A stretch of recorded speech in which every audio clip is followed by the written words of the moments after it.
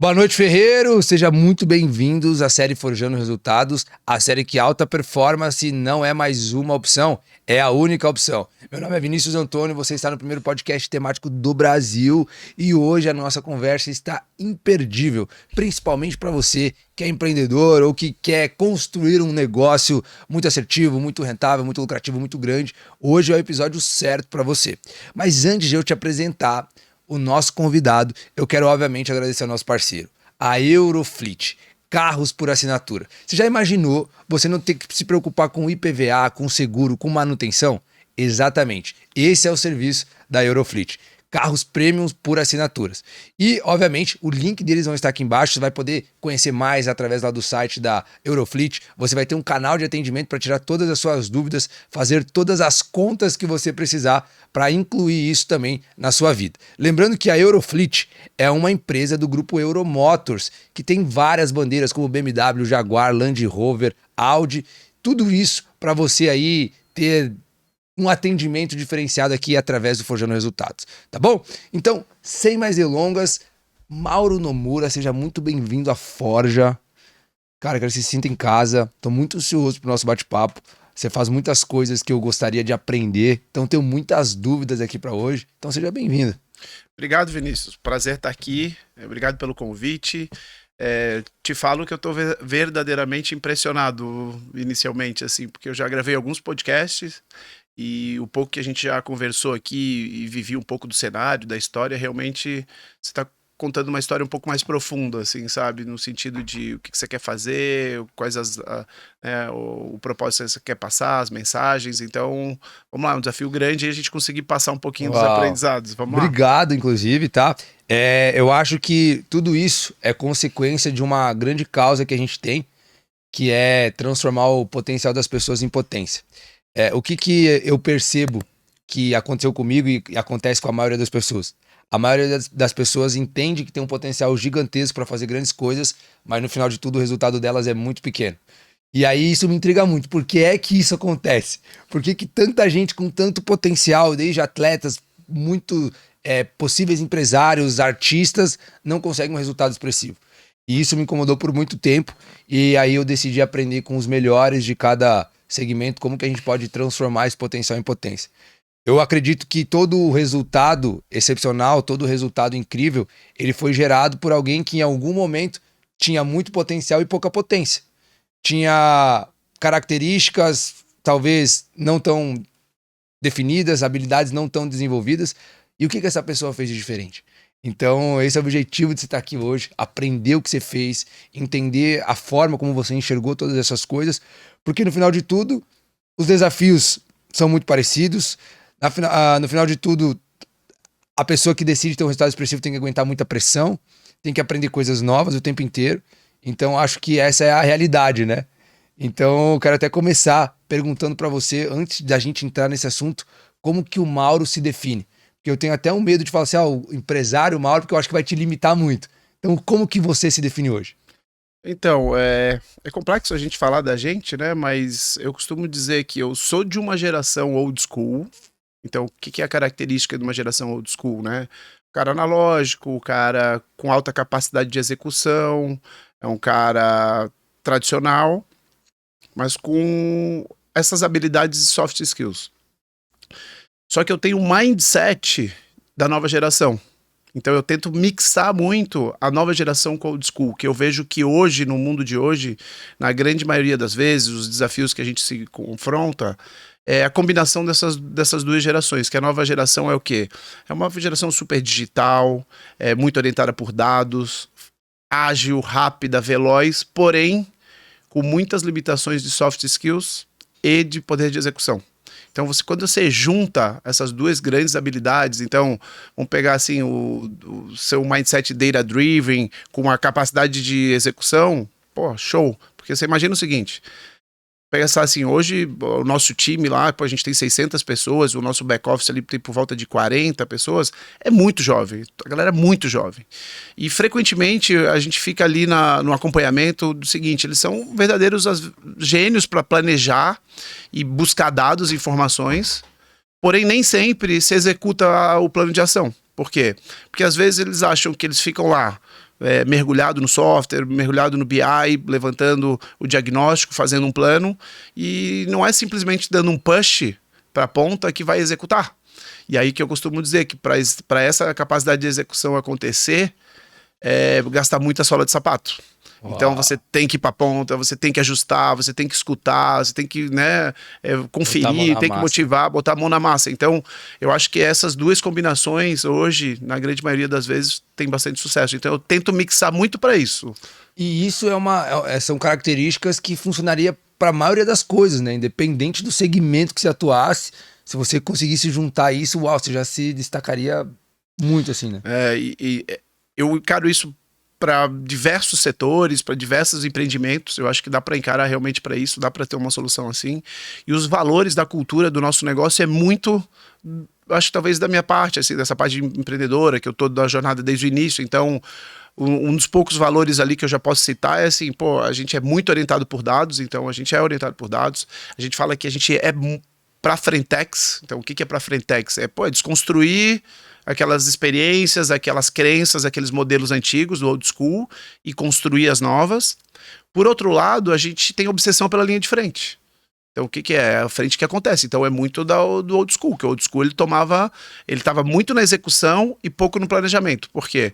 Porque você não tinha muito dado antigamente, né? Você não era tudo analógico. Então, o instinto, o feeling e a capacidade de execução falavam-se muito alto. Então, hoje você tem a capacidade de fazer força no lugar certo, de forma mais direta, né? Exatamente. E hoje, Vinícius, eu vou te falar uma coisa. Eu ando meio impaciente, até um pouco com preguiça de conversas empíricas. Porque a conversa empírica, ela basicamente tem um ponto final, ela não continua. Por exemplo, eu vou chegar e vou falar assim, o Vinícius é simpático. Aí a sua namorada vai falar, não, o Vinícius não é simpático. Aí eu vou falar, não, mas eu acho ele simpático. Daí ela vai falar, não, na minha experiência, ele não é simpático. E acabou a conversa, porque na experiência dela acabou. Agora, vamos metrificar o que é ser simpático?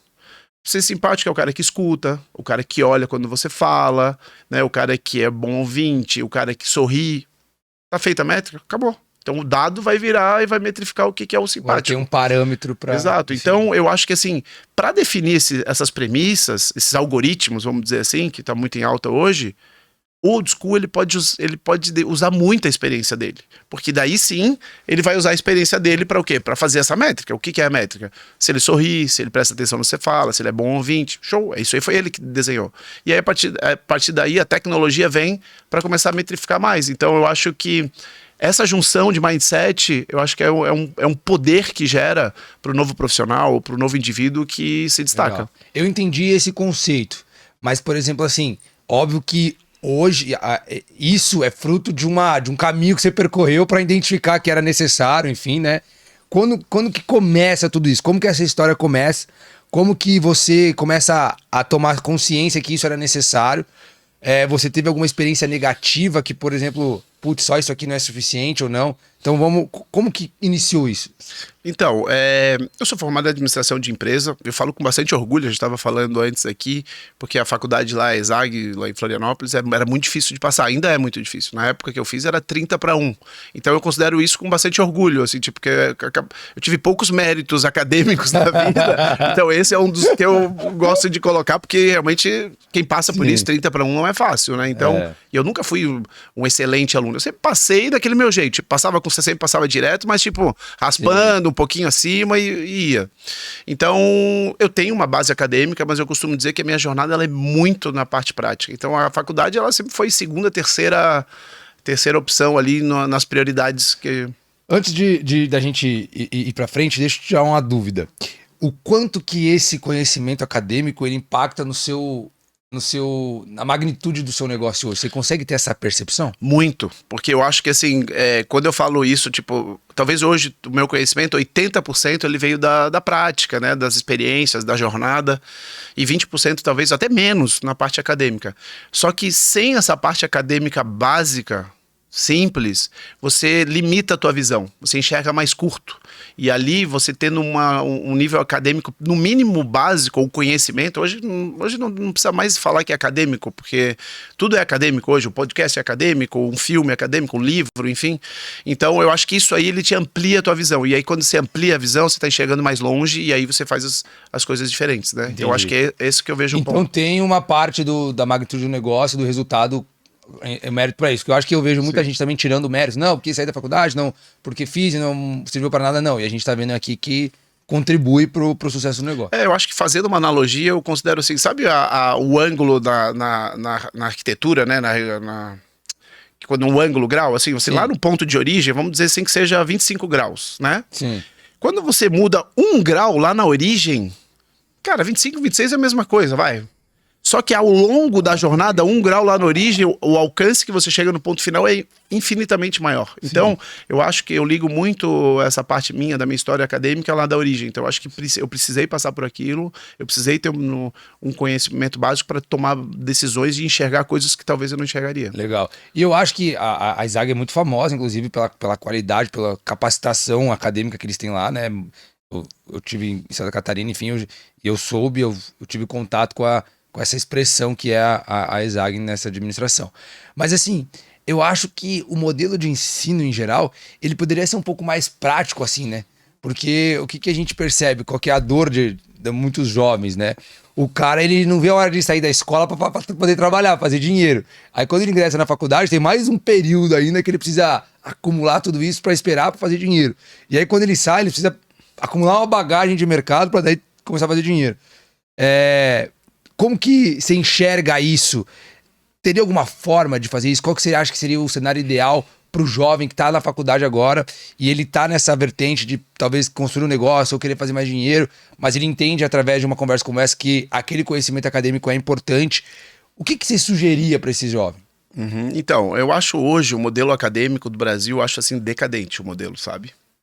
E quando eu faço essa crítica dura, assim, ao meu ver, eu critico o modelo, sabe? A estrutura, porque, vamos pensar assim, por exemplo, eu tenho filho. Aí eu vou lá e vou falar assim, não, meu filho ele não vai mais pro sistema acadêmico tradicional, que é o quê? Cara, ele vai lá, tem que ficar decorando ciências, geografia, uma coisa vai usar uma ou outra, mas uma decoreba que é desnecessária, acorda cedo, fica lá decorando pra prova, eu acho isso decadente, sabe?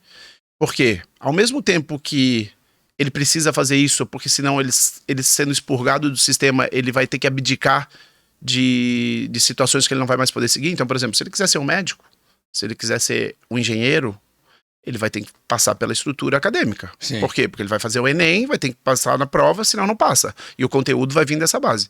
Agora, se ele for um empresário, se ele for uma outra coisa, talvez ele vai ter que desenvolver outras habilidades. E é isso que eu vejo que é a perda de tempo hoje no modelo de estudo. Entendi. Então, se a gente for olhar assim, por exemplo, os Estados Unidos, ele já é um nívelzinho um pouco mais avançado, mas ainda assim que eu vejo também, eu vejo que é atrasado. Por quê? Porque ele vai afunilando, né? No high school você já seleciona entre exatas e genéricos, e você vai afunilando um pouco mais.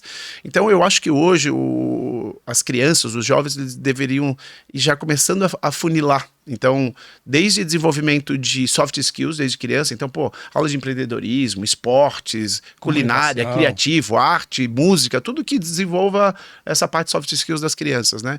E aí, partindo para modelos mais de desenvolvimento, de aperfeiçoamento, seja de profissional ou seja de jovem, eu acredito muito no modelo profundo, nichado, assim. Esse negócio hoje de você fazer um MBA de 2 anos, genérico, cara, você tá vendo um monte de conteúdo e você vai utilizar 10% deles, né? Então, essas imersões aí, tipo o G4, conheço o Thales, o Alfredo, eu já acho interessante esse modelo. Porque é algo específico. Claro, que você faz realmente assim, você aprofunda temas que você realmente vai estar utilizando, você escolhe a imersão, né? Eu acredito muito em imersão. Então, na própria empresa lá, eu acho assim, você fica 6 anos fazendo uma faculdade, por exemplo, de engenharia. Aí depois você vai especializar. Vamos dizer que você seja um engenheiro de pontes. Cara, aí você usou 5 ou 7% dos 6 anos. Sim. Aí você jogou fora praticamente 5 anos e pouco. E agora, se você for mais imersivo, não. Você né? Você faz alguma coisa e depois se aprofunda. Inclusive o que a gente percebe hoje nesses exemplos que você usou do G4, e, enfim, de inúmeros outros programas que tem de curso de desenvolvimento, você fica lá 3, 4 dias, você consegue aplicar na segunda-feira aquilo que você aprendeu e você já consegue um resultado. Sim. Eu acho que é isso que chama a atenção de tanta gente, né? Eu acho que talvez seja a parte importante você ampliar é saber onde você quer chegar. Então, por exemplo, para você, de repente, saber que você quer ser um engenheiro de ponte, talvez você tenha que fazer um curso. Para você amplia para depois direcionar. Sim. Então, eu acredito muito nessa jornada. Assim, eu acho que o desafio é mudar a estrutura do modelo. Eu acho que assim, o sistema acadêmico brasileiro precisa ser mais atualizado, desenvolver mais isso. E aí depois ir emergindo mais. Porque, por exemplo, eu fiz uma faculdade de administração. Cara, eu aprendi 90% das coisas eu não uso. Né? Entendi. Tipo, vamos pensar assim, hoje um curso de administração, ele ainda tem estatística, ele tem matemática financeira. Cara, hoje a tecnologia dá tudo isso pronto. Era mais um processo de você saber utilizar a ferramenta do que propriamente saber o... Exato. Entendi. E hoje está começando a ter algumas escolas mais disruptivas. Aqui em São Paulo tem uma só de empreendedorismo. Então, ele já entra focado em fazer um plano de negócio. Na faculdade, ele sai com um plano de negócio. Porque hoje o cara não aprende a ser empreendedor. Eu acho que o que a gente tem na cabeça pré-formatado é que o mais próximo de empreendedor era fazer uma faculdade de administração, né? O cara queria empreender, vou fazer uma faculdade de administração. Mas eu acho que ainda está muito longe do empreendedor na prática, né? Realidade, assim. Hoje aquilo que você aprendeu de empreendedor, de empreender mesmo, foi quase que tudo na prática, de fato? Ah, com certeza. Eu acho assim, a minha jornada, eu costumo dizer que eu tive um privilégio do seguinte, eu nunca parei para pensar muito o que eu queria fazer e as coisas foram acontecendo. E foram acontecendo diante do que eu gostava de fazer, das habilidades que eu tinha. Então eu tive um fato muito importante para mim, que eu acho que talvez seja um ponto similar aí na carreira de empreendedores. Eu comecei muito novo, muito jovem, e na época eu tinha uma loja de revistas com revelação fotográfica. Então, pra você ver o futuro que eu estaria hoje e a idade que tá aí, né? E aí eu vendia aqueles cigarros de Bali, Dangarã, essas coisas que tinha cursinho de pré-vestibular, agonizado ali, e a gente vendia muito aquilo ali. E na época a gente era a única que importava de uma importadora de São Paulo, através da importadora, e ele buscava algum revendedor ali na região. E ele perguntou se eu conhecia alguém e eu peguei E aquilo ali me deu um aprendizado muito grande. Por quê? Ali eu tinha que abrir as vendas B2B, então eu tinha que vender para as conveniências de posto de gasolina, para tabacaria, enfim. Então eu, muito jovem, com essa minha loja e com essa representação, eu comecei a desenvolver algumas coisas que eu vejo os pais sofrendo muito para desenvolver nos filhos. Então eu tive que ter disciplina, resiliência, saber lidar com não, ter vários aprendizados ali que ali foram, digamos assim, foram me dando uma musculatura de soft skills que hoje eu vejo que às vezes tem muito presente em mim, mas eu tive que passar por isso, sabe? E aí eu acho que é um pouco desse mix aí da old school para a nova geração. Hoje eu vejo uma geração muito raiz, que é o old school, que tem que não sei o quê, que tem que fazer isso, que é inflexível, que é cheio de crença, mas tem esses soft skills. E uma geração meio nova aí que o pessoal fala um pouco de Nutella, porque tudo é propósito, tem muito conhecimento, tem muita... Não consegue apanhar um pouquinho. E não consegue apanhar um pouquinho, e tudo é assédio. Então eu acho que vai ter que ter um equilíbrio disso. E eu vejo cada vez mais que o conteúdo tá virando commodity. Tá perdendo valor hoje. Vou te dar um exemplo. Vamos dizer que você não entende de vinho e eu entendo muito de vinho. Cara, você em 24 horas você já vai conseguir falar em alto nível comigo de vinho. Você vai baixar 2, 3 aplicativos, você vai escutar um podcast, você vai pegar ali e... Eu bati uma foto, você não me responde na hora, mas você já bota no aplicativo, deixa eu ver sobre esse vinho é de tal região, tal uva... Então, tá cada vez mais virando commodity o conhecimento, né? Pô, quem nunca passou por isso? Você tá num bar, num restaurante, conversando com os seus amigos, aí você fala, não, porque a economia dos Estados Unidos, ano passado, cresceu 2%. O cara fala, não, 5%. Cara, já vai dar um Google na hora e já vai saber quem tem. Então, o conhecimento está perdendo valor, assim, né? E aí que eu vejo que o conhecimento perdendo valor, esse mindset de equilibrar essas duas gerações e principalmente os soft skills estão cada vez falando mais altos. Entendi. Cara, faz muito... nunca ninguém tinha falado isso aqui, cara. De trazer essa visão do valor do conhecimento, assim. E quando você falou agora, cara, faz total sentido, né? Porque, assim, na época do meu pai... Para ele ter uma informação como essa, ou ele precisava ter um amigo num cenário igual o seu, ou ele precisava pagar muito caro para conseguir ter acesso a alguém que tinha esse conhecimento. Hoje, a gente consegue aqui em 124 entrevistas, entrevistamos desde o esporte, do artista, do empresário, a gente entrevistou com grandes referências que entregaram coisas aqui que o cara não teria acesso na vida há 10 anos atrás. E aí a gente começa a entrar em alguns pontos polêmicos. Por exemplo, a experiência perdeu valor. Mas sabe, você vai falar com aquele tiozão lá, experiente, uma puta jornada, ele perdeu muito valor. Por quê? Vamos fazer pequenos cenários. Chega pra, ô tiozão, como é que faz pra... Eu quero ir pra São Paulo agora pros Jardins, como é que faz pra eu chamar um carro? Talvez ele vai, se ele usasse a experiência dele, ó, liga pro teletaxi, o disque táxi, né? Perdeu valor, não existe mais isso. Então é o mundo de adaptações. Então, nem ao 8, nem ao 80. Então, é nesse meio que eu acho que a gente tem que permear. Mas daí, por exemplo, vamos usar aqui, ó, o cara que tá... Os dois cenários. O cara que tá mais pra essa geração atual aqui, que tem esse excesso de conhecimento, pouca prática, talvez. O que ele precisa fazer pra ele equilibrar mais? E o contrário também. O que o cara que já tá mais lá na frente, tem muita experiência, muita bagagem, mas hoje não tem tanto valor, o que ele precisa fazer para vir para esse meio também? Porque eu acho que isso é o resultado de aumentar o valor de mercado de ambos, né? Então, o que você faria atualmente hoje se você tivesse em um desses dois extremos? Então, esse é o meu dia a dia. Eu tento fazer muito isso e equilibrar esses dois pratos, né? O que eu acho que é a minha saída, assim, que eu vejo de oportunidade é o seguinte. O old school, ele tem que ter a humildade de desconstruir modelos e aprender novos. Porque acabou, não tem mais opção. Ou você desconstrói e você cria e se adapta aos novos, ou você é ultrapassado, você é atropelado. E o novo tem que entender que, beleza, parte de você usar uma tecnologia ou de utilizar um novo formato, ou parado por uma ferramenta ou aplicativo, é um caminho. Só que não garante a execução. Então, é juntar um pouco dos dois. Então, hoje é um modelo que a gente escuta muito, né? Que é as empresas, os gestores data-driven, né? Porque hoje o dado vale mais do que petróleo, todo mundo fala, né? Por isso que fala que o Meta vale mais, Apple, enfim. Por quê? Mas qual que é o grande desafio? Enquanto os grandes gestores, tomadores de decisões, não forem data-driven de cultura, de mindset, as empresas não vão ser data-driven. E aí por quê? Que se eles chegaram até lá, esses grandes executivos que tocam grandes companhias, não as de tecnologia, porque são mais recentes, mas grandes companhias, vamos pensar em empresas centenárias, assim, qual que foi o track record deles? Eles tomaram muitas decisões com base em quê? Em feeling, instinto, liderança. Na experiência. Entendi. Né? Então, e eles eram tão bons, são tão bons que chegaram até aí. Só que agora, para chegar no novo estágio, eles vão ter que mudar. Vão ter que começar a usar menos a experiência, usar mais dados. Exato, e cada vez eu vejo que quando você conflita o dado com a experiência, cara, eu acredito mais no dado, sempre mais. A tendência é sempre o dado superar. Então eu acho que agora é o grande desafio das empresas. Tá? Isso eu acho que tá colocado aí que dado vale mais que petróleo, mas a diferença vão ser a cultura das empresas que são orientadas por dados. A gente tem um projeto agora rolando agora, a gente fez piloto e está rolando agora em novembro. Já começou a rolar, que a gente vai scorizar as 600 pessoas do nosso grupo. Então, uma coisa super antiga, que são os reviews. Hoje, por exemplo, você vai no restaurante, você pesquisa quantas estrelas tem, se foi indicado. Você vai pedir um iFood, você vê lá a recomendação, as estrelas, as avaliações. Uber, a gente tem uma nota como passageiro, o motorista tem como passageiro. Então, já está aí.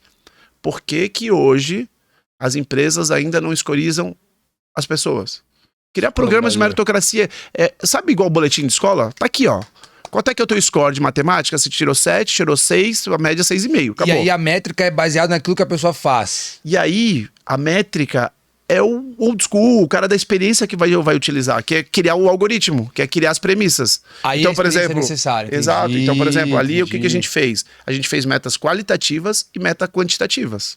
Então, as qualitativas que são difíceis de mensurar, por exemplo, uma delas é match de cultura. Tem que dar liga com a cultura da empresa, a pessoa. E a gente tem uma ferramenta que usa a inteligência artificial e algoritmo que dá esse match. Então, isso já é um ponto com peso 3 que é importante lá pro score. Tem que dar match. Porque senão, às vezes, não dá match, o cara tá entregando agora e a longo prazo não dura quando não dá match, né? Então, tem as metas qualitativas e as quantitativas. Então, por que eu tô falando um pouco isso? Porque imagina o seguinte, você chegar e fazer uma pergunta pra mim, Mauro, como é que é hoje o teu time Grupo Nomura? Aí eu vou falar, não, é muito bom, é engajado. E aí? Aí você vai visitar 2, 3 lojas, nossa, puta, foi mal atendido, esse cara tá com preguiça. Aí você vai por amostragem e você vai tateando as coisas. Agora, se eu chegar aqui e falar pra você, olha aqui, ó, nosso score das nossas 600 pessoas em média de 0 a 5 até 4,6. Tá aqui. É um dado. E aí a minha empresa pode valer mais ou menos. E é uma discussão, uma conversa que sai do empirismo. Sabe? Que é baseado em fatos. Exato, é dado. Consegue metrificar. Legal, exato. cara. Então legal. acho que esse é o grande desafio de como posicionar. Então um pouco do que você falou dos novos gestores e dos antigos é como equilibrar tudo isso, sabe? Não, muito diferente, cara. Tudo que a gente escutou aqui até hoje. Muito diferente mesmo, assim. Uma visão muito atual, assim. Muito prática também, né? Porque isso aí é o mundo real, né, cara? Porque, por exemplo, assim, ó, eu venho de uma ideia que eu não acredito que todo mundo vai dar certo. Tipo assim, vai dar tudo certo, vai estar nas costas. Não, porque, cara, não vai. Porque quando você chega aqui, muitas vezes eu escutava, né, antes da gente começar a gravar e tal, tipo, não se cobre tanto, tem que se equilibrar. Irmão, das 124 entrevistas, hoje 125, ninguém que passou aqui falou assim, não, eu equilibrei tudo na minha vida. É o cara que trabalhava mais que o concorrente, que estudava mais que o concorrente, que aplicava mais, que executava mais. Ou seja, não tem equilíbrio nenhum nisso. Ninguém fala que aquele momento estava cansado e aí... Não, cara, o cara que quis ter um resultado expressivo, acima da média ali, em algum momento da vida ele teve que colocar mais energia que outras pessoas. E então, isso que você tá falando é o mundo real, né? Porque o mundo romântico é chegar aqui e falar, não, porque a Nomura lá é muito boa e tudo mais, né? O mundo real é o que não, ó. Temos a falha nesse lugar, né? Então, cara, visão sensacional, assim. Isso aí, eu acho que até para ajudar a sustentar um pouco esse tema que você falou, eu gosto muito de ler biografia, de assistir filme História Real de Empreendedores, escutar podcast de história. Cara, assim, eu não conheço uma história de empreendedorismo de sucesso que não teve porrada, soco, tiro e bomba. Eu falo, é soco, tiro e bomba. Não tem uma história que a empresa quase quebrou, que ia desistir, que deu problema. Não tem uma. E eu tô falando das que a gente conhece, as mais famosas do mundo. Você imagina as da linha do meio ou das menores, né? E as que a gente não conhece é que passaram por isso e não aguentaram continuar, né? Uhum. Que desistiram no meio do processo. Mas eu acredito exatamente nisso também. Inclusive, eu acredito num padrão, cara. Eu acredito num padrão. Quando você vem aqui e você fala algumas coisas, você observa algumas características que você tem, que o atleta tem, que o artista tem, e você fala assim, meu, isso aqui, se você desenvolver essa característica, essa habilidade, ela vai influenciar diretamente no resultado que você tem, independente do segmento que você atue. É muito louco isso, cara. E aí agora esse padrão, ele tá tendo tipo um novo algoritmo, ele tá tendo um update no padrão, porque vamos pensar que o padrão de, sei lá, de 20 anos atrás, no mundo menos globalizado, mais analógico, era um padrão. Agora ele tá tendo um update, né? Porque o mundo tá sendo disruptado, né? Legal. Hoje, por exemplo, assim, ó, você, digamos, hoje com essa bagagem, com essa visão que você tem de mundo, tá? Você inicia lá com 18 anos na faculdade. O que seria a primeira coisa que você ia se desenvolver, cara? Primeira habilidade que você ia desenvolver, ou a primeira característica que você ia construir na sua vida? O que você ia focar em fazer? Então, eu acho que hoje essa jornada, o que eu daria muito foco nas crianças é antes, lá do tipo do segundo, terceiro, quarto ano de vida já focar. Eu gosto muito de esporte. Eu acho que o esporte, principalmente os individuais, ele vai gerando uma maturidade e uma bagagem aí pro indivíduo, pra criança, assim, muito grande, porque o esporte, principalmente o individual, cara, você vai ter que resolver os teus problemas sozinhos, né? Uau, é verdade. Não tem, você pode rezar, pedir ajuda a Deus, o pai levar, torcer, mas lá na hora do vamos ver é você e você, né? Então, ali eu acho que vai gerando muita maturidade pra criança, assim. Agora, obviamente, isso é mais de performance, mas eu acho que tem outras.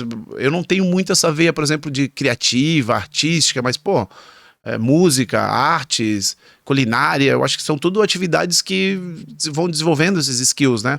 Aí, chegando numa faculdade, eu acho que é um pouco mais técnico, né? Uma coisa mais assim, eu acho que quanto antes Desliga o celular aí, Renatinho, que tá tocando aí. Eu acho que o grande desafio, quanto antes a pessoa chegar na faculdade se conhecendo mais, com mais habilidades, mais ele vai conseguir aprofundar. Tendo a ciência daquilo que ela é boa, o que não é, o que tem que desenvolver. Sabe o que você falou do exemplo lá do engenharia?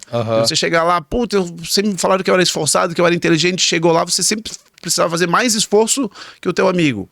Cara, talvez você esteja no lugar errado, porque você precisa fazer mais esforço, né? Então, quanto antes você conseguir descobrir isso, show, porque imagina. Sim. Agora, o que eu vejo que é um desafio hoje? Eu me coloco como pai nesse sentido. Hoje as crianças, elas têm um empoderamento, assim, tremendo. Então eu vejo assim, tipo, às vezes eu tenho que colocar ela no lugar. Tipo, ó, eu sou o pai e você é o filho, não é o contrário. Porque assim, parece que tudo pode hoje. Então, no final, eles tudo pode e não fazem nada. Então, eles são crescidos assim. Aí 6 meses joga futebol, outros 6 meses faz natação, outros 6 meses joga tênis, outros 6 meses joga skate. Aí ele tem 18 anos e não fez nada. Não aprofundou em nada. Não né? aprofundou nada, porque na primeira dificuldade, tchau, vou trocar, vou fazer outro, só que é prazer. E aí é um pouco verdade. do... E aí, isso é uma bola de neve, né? Porque se você vê na rede social ali que o cara não consegue ver um vídeo mais que 30 segundos, que o cara é impaciente o tempo inteiro, aí muda de esporte o tempo inteiro, ou seja, tá criando-se uma cultura de fazer só o que gosta, né?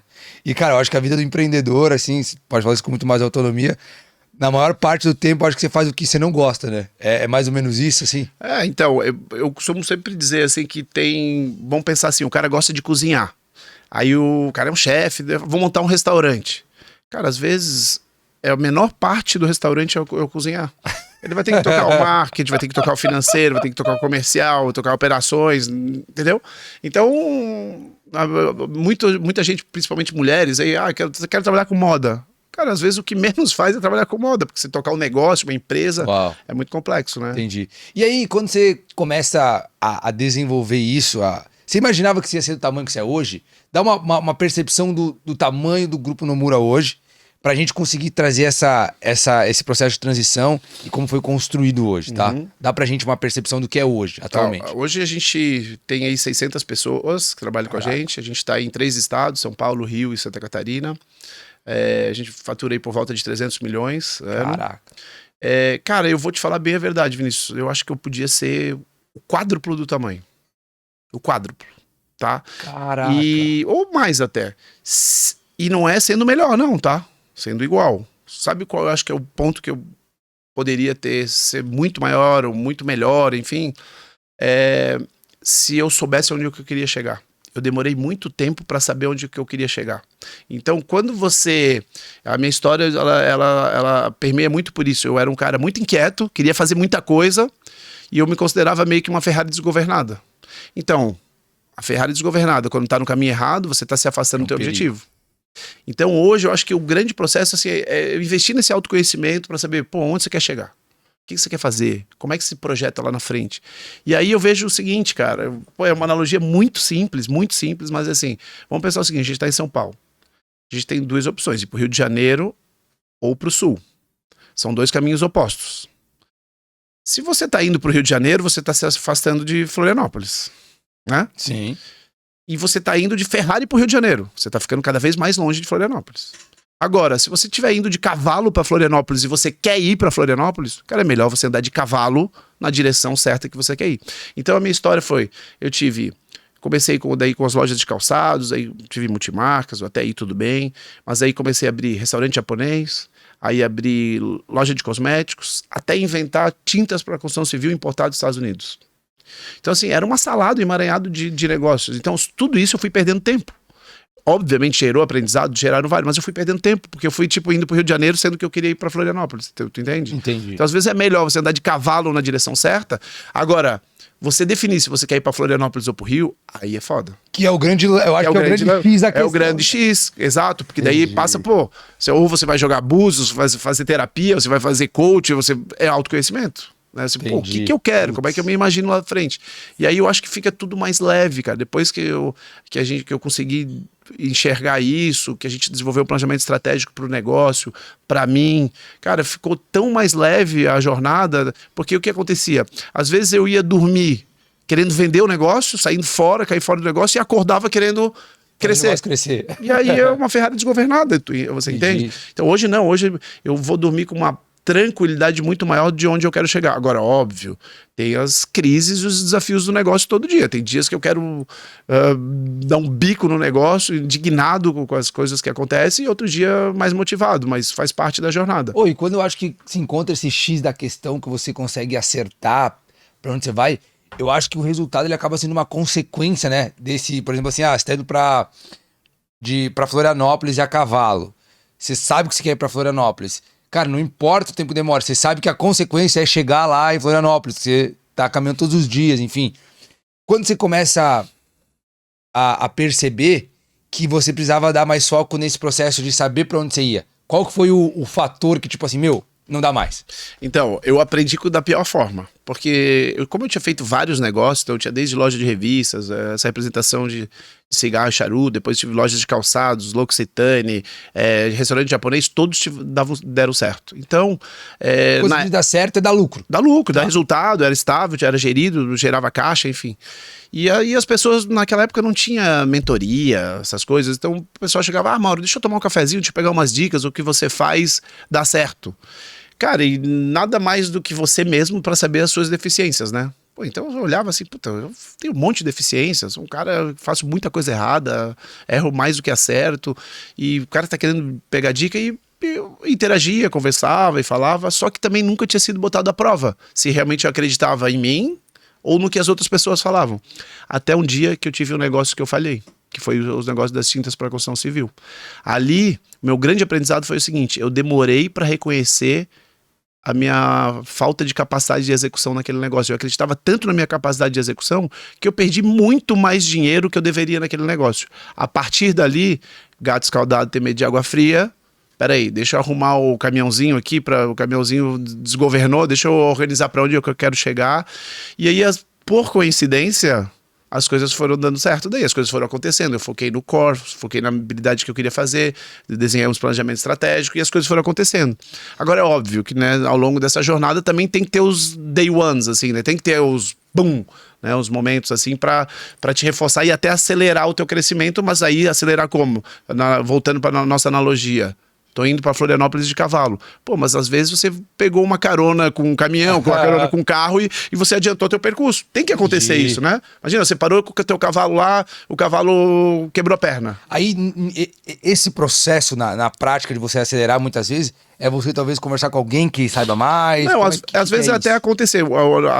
O nosso negócio foi muito claro. Assim, a gente tinha as lojas da Adidas em Santa Catarina, a gente tinha os melhores indicadores da rede e a Adidas tinha várias lojas próprias. Tinha, se não me engano, 23, Pelo por Brasil volta todo. disso. Pelo Brasil, nas principais cidades. E como a gente tinha os melhores indicadores, ofereceram pra gente. E eu falei, pô, sabe aquela mentalidade de vira-lata? Pô, eu lá de Florianópolis, caixa limitado, chegar a operar em grandes praças. E naquela época, instintivamente, a gente escolheu São Paulo e Rio, que achou que são cidades relevantes, importantes. Só que, por outro lado, aquele negócio, putz, será que nós vamos conseguir operar esse negócio? Competitividade alta, aqui a régua é mais alta, né? As pessoas são mais... O custo é mais alto? não só do custo, mas a competição é mais alta. Aqui os empresários Tem mais expertise, né? tem mais expertise, tem mais gestão, tem mais tudo. E aí o que aconteceu, cara, para nossa surpresa, assim, a gente chegou muito bem. No primeiro ano já destruímos as bases aí que tinham históricas da própria marca. E aí ali foi um day one nosso. Opa! Hoje tudo que tem de Adidas, por exemplo, em São Paulo é do Grupo Nomura. Sim. Não tem uma loja da Adidas Não, a Adidas não tem mais loja. A gente vai lá no Outlet de Santa Catarina. Não, Outlet é da Adidas. Só Outlet não é a mesma coisa. Em termos de negócio, não é Outlet de loja. Não. Outlet é deles. Todas as marcas, todas as lojas da Adidas aqui em São Paulo são 16, são todas nossas, do Rio são todas nossas, Santa Catarina também. Legal. E aí ali foi o day one. Opa! Peraí, podemos jogar nessa liga, sabe? Tem essa... levar futebol, tipo, você tá jogando lá a Série B, aí, pô, deixa eu jogar na Série A. Opa! Temos futebol pra jogar a Série A. E aí, cara, as coisas começaram a acontecer. Aí uma série de coisas, né? Vai pegando confiança também, Exato, vira uma bola de neve, né? Resultado... É bem aquela analogia. Você tá andando com o cavalo pra Floripa, aí o cavalo machucou a pata, você parou no posto, aí o cara se sensibilizou. Pô, o que aconteceu com o teu cavalo? Ah, meu cavalo aqui machucou a pata, não vou mais poder prosseguir viajar. Ah, então vem cá que eu te dou uma carona.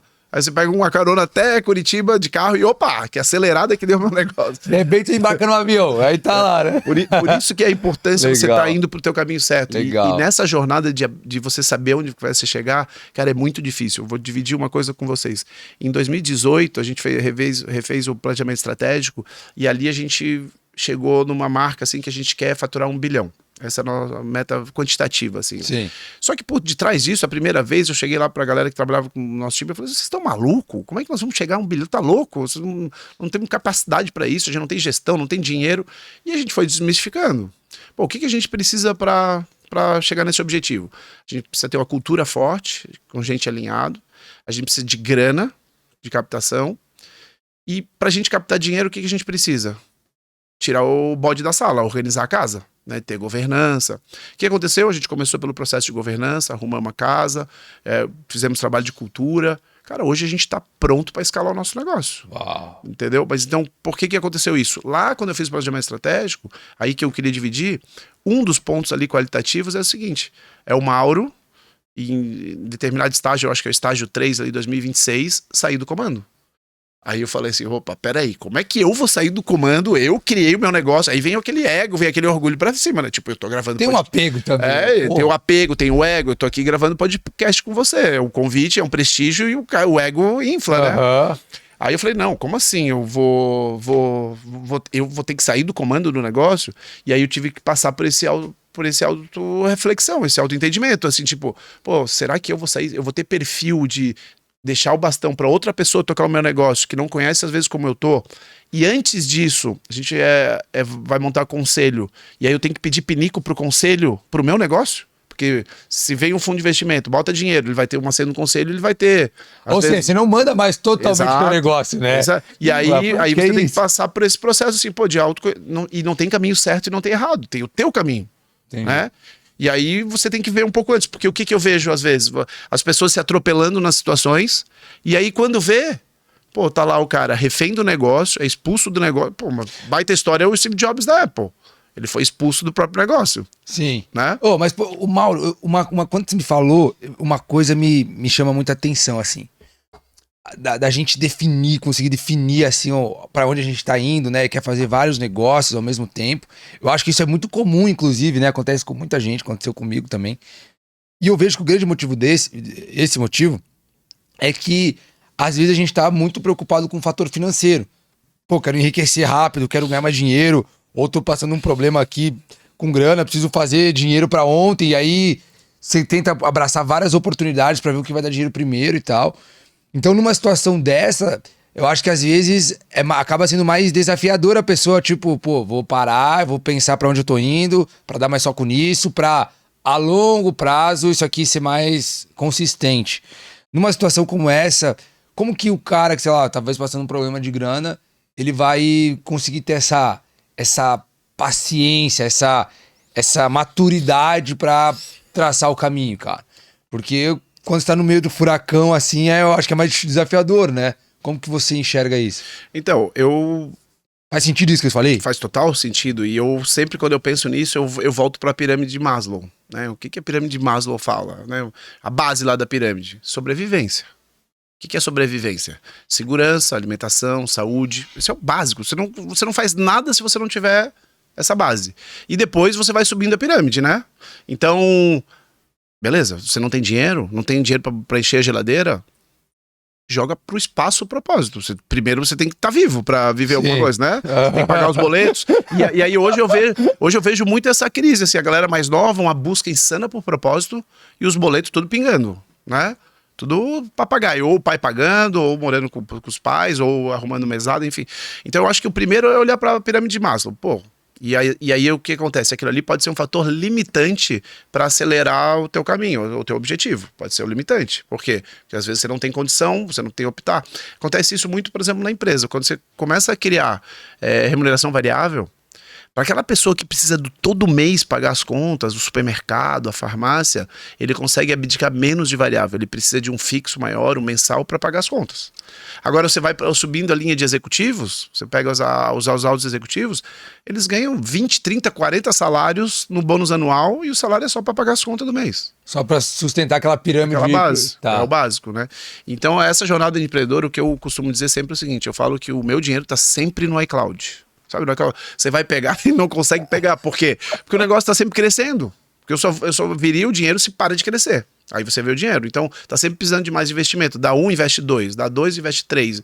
Então, o dinheiro tá sempre no movimento. Esse é o empreendedor. Eu acho que esse é o conceito talvez mais deturpado do cara que não empreende, que é empreender, né? Que na cabeça do cara que não empreende ainda, que era o que tava na minha cabeça, é tipo empreender e ficar milionário.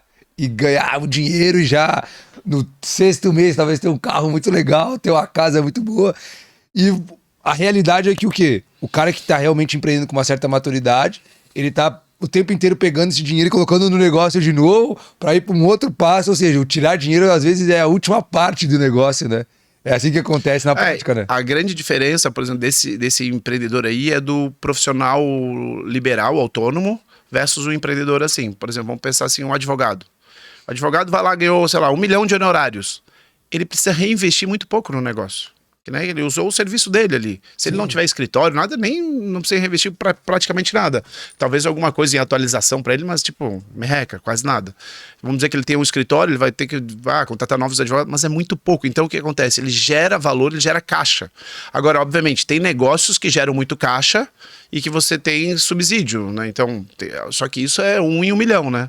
Tipo, vamos pensar assim, hoje de repente o agronegócio tem muito incentivo do Estado, tem muito funding, muito recurso que você consegue fazer, mas a realidade hoje da jornada dos empresários são essas. Você obviamente, você tá no iCloud, a gente não pode ser também hipócrita de dizer que o teu nível de vida não sobe. O teu nível de vida sobe, mas do que poderia, né? Mas desproporcional ao teu patrimônio. Entendi, você olha lá, que... né, você olha lá o teu patrimônio, teu negócio vale 100, só que você não tem nem 2. Sim, entendi. Entendeu? Porque tá investindo lá, no negócio, entendi. Uma coisa que me deixa muito curioso é, por exemplo, assim, quando você representa uma marca, quando você tem o direito de vender essa marca, essa exclusividade, por exemplo, da Adidas, todo o planejamento tipo, de marketing, de gestão é seu ou já vem tipo pré-formatado? Então, a gente divide em 2 partes aí. A grande parte institucional da marca, conceito vem tudo deles, modelo, arte, campanhas, tudo deles. Agora o marketing é um pouco mais amplo, principalmente depois da pandemia, com essa digitalização, o marketing ele se tornou um protagonista assim, das empresas, né? Uhum. Então, o meu setor específico, como é que funcionava antes? Você pagava uma luva, que seria um direito de uso de um espaço nos grandes centros, então Shopping Iguatemi, Morumbi, Barra Shopping, você pagava para o direito de usar. E aí você tinha que pagar aluguel, condomínio, fundo de promoção. Por detrás desse dinheiro que você investia nessa luva, o que você ganhava? Por que você investia? Era uma garantia de tráfego dos clientes. Então, o que o varejista fazia? Ele pagava esse ponto para garantir um tráfego na sua loja, seja de alimentação, de roupa ou Adidas, enfim. Se preocupava com o projeto, com o assortimento dos produtos, cruzava o braço e esperava o cliente chegar. Com a digitalização hoje do mundo, com a disrupção dos modelos, com o e-commerce, hoje a gente é muito mais proativo do que buscar o cliente. Então hoje as paredes das lojas caíram. Então cada vez mais a gente fazendo entrega no mesmo dia, no last mile, não tem nessa loja fatura da outra, retire na loja, prateleira infinita. Então hoje mudou e o marketing, ele orquestra tudo isso. Então hoje ele prospecta cliente, ele vai atrás de cliente, ele identifica. Por exemplo, a gente tem uma frequência do nosso cliente que ele compra a cada 6 meses. Então o marketing ele vai acompanhando isso. Se ele começa a bater 6 meses, 7 meses e não compra, ele já entra para a zona do inativo. E se depois passa de 10, 12, depois para recuperar ele é muito difícil. Então o desafio é quando ele começa a passar de 6, 7 meses é já começar a ativar de alguma maneira. Então tem toda uma sequência. Então hoje é muito mais proativo essa situação do que como era antes. E eu acho que é isso que você falou também, né? Hoje tem uma concorrência muito grande, né? Hoje tem uma diversidade, assim, hoje as pessoas têm uma gama de possibilidades muito grande, que o só ter uma marca muito grande já não te garante que você vai ter lá uma... Né, eu acho, na minha percepção, sei lá, 15 anos atrás, 10 anos atrás, você ter uma loja da Adidas, você tinha garantia que X mil pessoas iam passar ali no mês e Então, essa é uma fala que eu escuto com muita frequência, principalmente dos meus amigos. Ter um negócio da Adidas é fácil, porque já se vende. E eu sempre falo assim, se vende. Você abre uma Adidas em qualquer lugar, se vende e vai ter tráfego. Agora, se eu vender só para isso, eu tô ferrado, eu tô quebrado. Então eu preciso vender isso e pra gente que não tá pensando em comprar ou aquele que tá em dúvida em comprar e vender. Porque se eu vender só para esse que se vende, eu tô no buraco. Entendi. E, por exemplo, se você quiser hoje abrir mais lojas da Adidas, você pode. Como é que é esse processo de você trabalhar com É uma forma de franquia? Como franquia, Adidas é franquia. Então, se você quiser abrir uma loja a mais, por exemplo, em São Paulo, sim, você pode? Sim, território é nosso. Entendi. Agora a gente tem no nosso planejamento estratégico, olha só como o planejamento estratégico, ele se associa muito com o autoconhecimento, né? Tipo, de se olhar para dentro, o que você quer, onde você quer chegar. A gente descobriu que a gente agora queria construir um outro business case. Pô, acho que a gente construiu um business case legal com a Adidas e vamos continuar crescendo com a Adidas, é o nosso principal negócio, mas agora a gente está tentando buscar negócios que a gente participe da construção de valor do negócio. Entendeu? Para ter o equity da marca também. Para ter o equity, construir o equity e até uma possível saída no futuro, seja para um parceiro, seja para um fundo, alguma Sim. coisa. Então, a gente viu que, desenvolvemos outras habilidades que agora eu acho que a gente pode jogar numa sériezinha, tipo, Legal. a gente tava na B, jogamos na A, Libertadores agora vamos pra Libertadores, vamos ver se um dia a gente joga Champions, sei lá, mas tipo, vamos jogar um nível um pouco mais acima. Com certeza vocês não são o Santos, então, porque o Santos, coitado, tá mal, meu time, hein, cara. Eu tô indignado com o Santos, porque o Flamengo ainda ganhou ontem do Palmeiras e o Flamengo perdeu pro Santos, cara. O Flamengo tá agora colado no Botafogo, perder pro Santos. O Flamengo fez uma doação. A gente tinha acabado de levar 7-1 do Inter, que pra mim não fazia lógica nenhuma. E aí a gente pensou assim, agora mais uma derrota, jogar contra o Flamengo no Maracanã. E aí quando dá 2-1, eu falo assim, cara, o Santos aí não dá pra torcer pra esse time, né? Porque é uma caixa de surpresa todo jogo.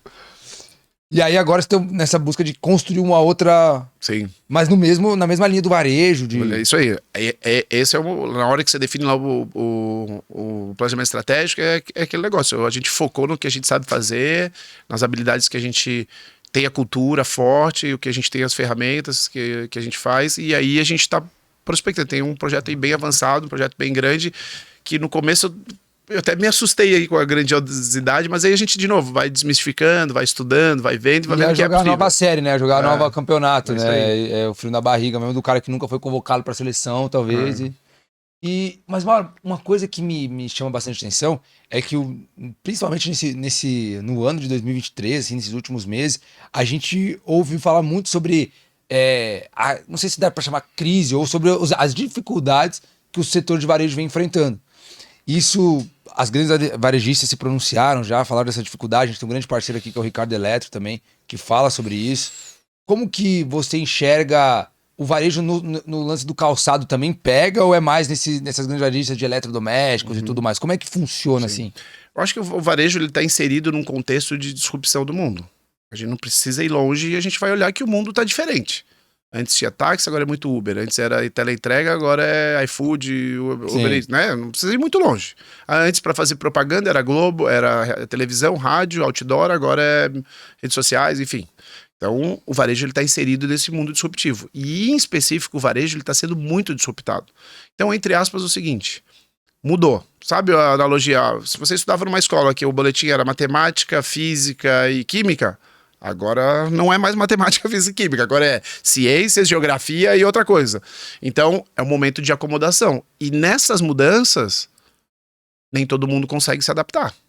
Além disso, subiu a média da escola. Antes a média era 7 para passar de ano, agora é 8,5 esse momento. E aí o que acontece? Quando você sobe a média, tem gente que não consegue mais passar de ano, que fica nesse limbo. Então, o que está acontecendo no varejo, e não só no varejo, mas como em várias indústrias e segmentos, é um pouco disso.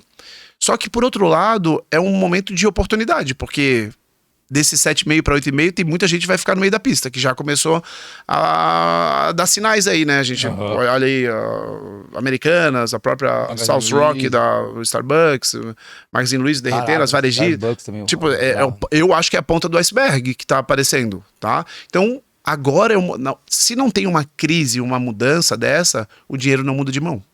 Agora é a oportunidade, porque a única forma de o dinheiro sair das grandes companhias, de qualquer segmento, tem que dar uma disruptura para o dinheiro mudar de mão, porque senão vai ficar concentrado nas grandes companhias.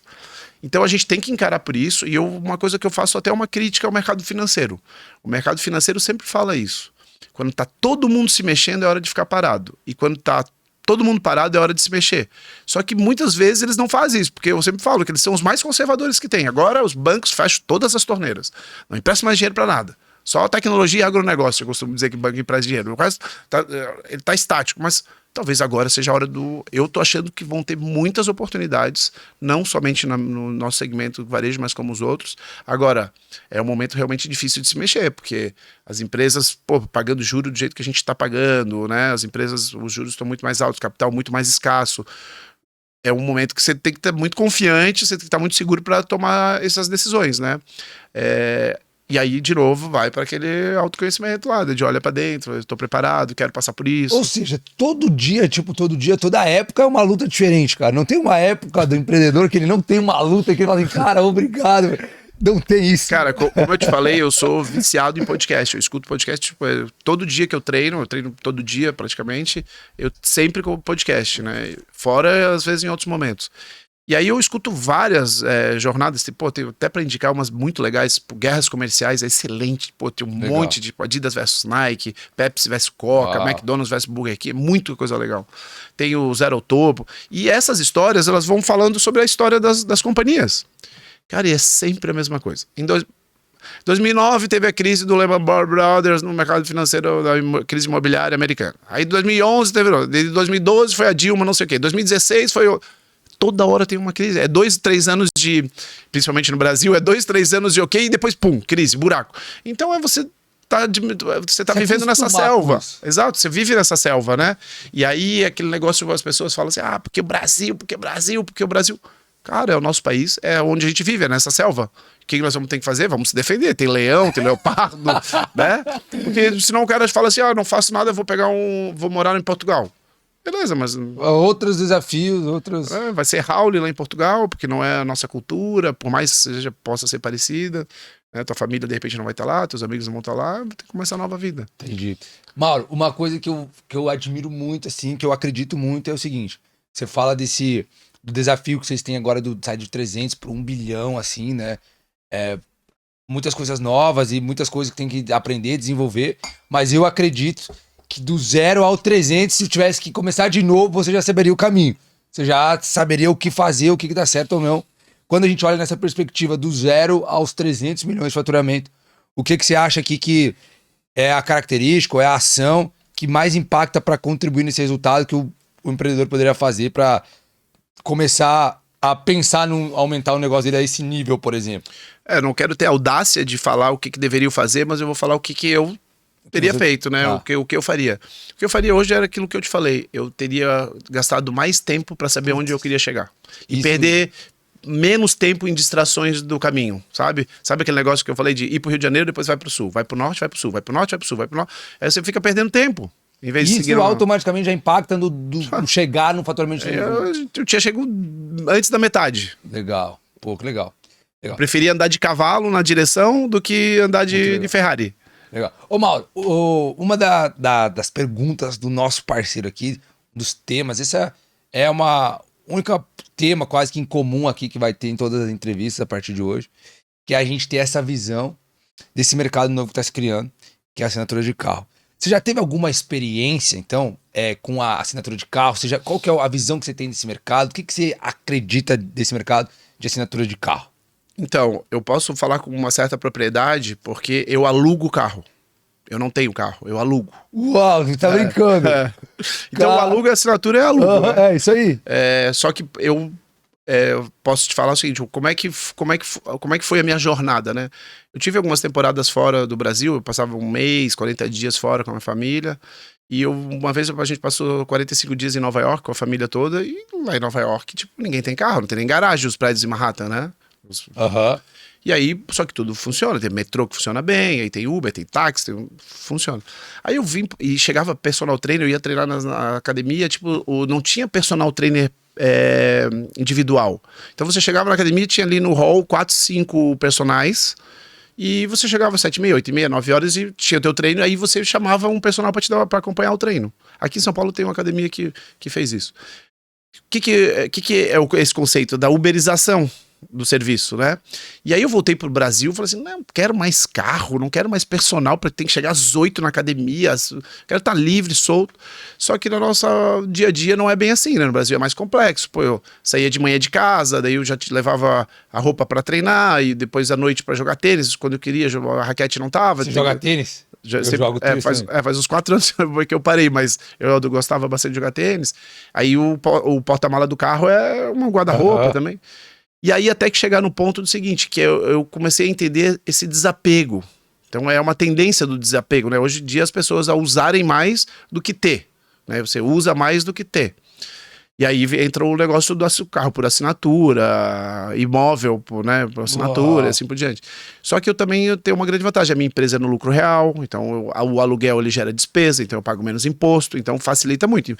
Para empresas do lucro real, a assinatura vale muito a pena, né? Tipo... Caraca, então você tem uma experiência super positiva. É muito positiva, porque além disso, cara, eu não me preocupo com manutenção, não pago IPTU, não pago nada. Seguro, nada. Pago seguro.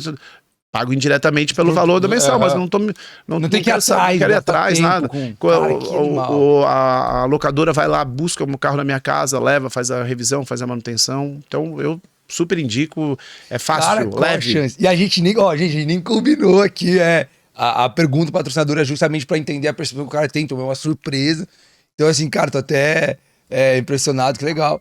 E a Eurofleet, que é a parceira aqui do Forjando, ela tem essa parte por essa via de tirar do empresário, principalmente, ou do profissional liberal aí, de tirar essa preocupação de ir atrás de pagar o IPVA, do seguro, manutenção, eles cuidam de tudo isso para você ter aí a melhor parte do carro, que é só entrar e abastecer e andar, né? Você não se preocupar com isso. Então a Aerofleet nos ajuda nisso, é nosso parceiro, nos ajuda a levar essa mensagem ainda mais para frente. Eles acreditam em transformar o potencial das pessoas também, e é um parceiro aí que vem nos ajudando muito a não só levar essa mensagem para frente, mas a transformar o potencial das pessoas em potência. Lembrando que a Eurofleet é uma empresa do grupo Euromotors, que trabalha aí com BMW, Jaguar, Land Rover, Audi, então eles têm uma série de coisas aí que podem te ajudar, podem te instruir, pode te ensinar nesse caminho de você assinar um carro ou comprar mesmo um carro aí diretamente com eles. Aqui embaixo tem os links onde você pode conversar, você vai ter um canal de atendimento especial aqui através do Forjando Resultados. E pra gente finalizar a nossa entrevista de hoje, Mauro, obviamente quero te agradecer pelo tempo que você teve aqui com a gente.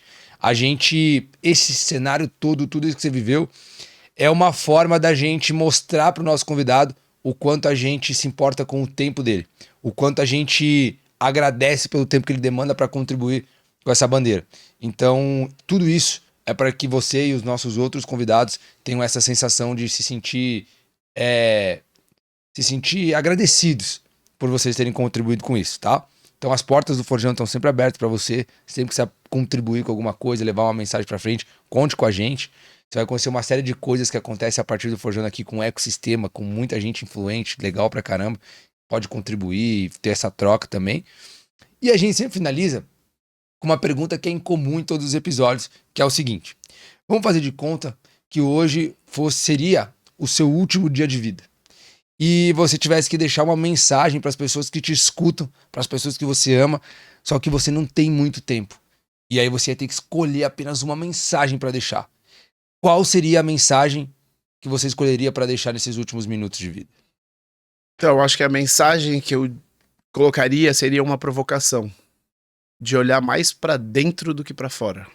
Eu acho que tudo parte, o caminho da tua vida, onde você vai chegar, tudo parte para dentro.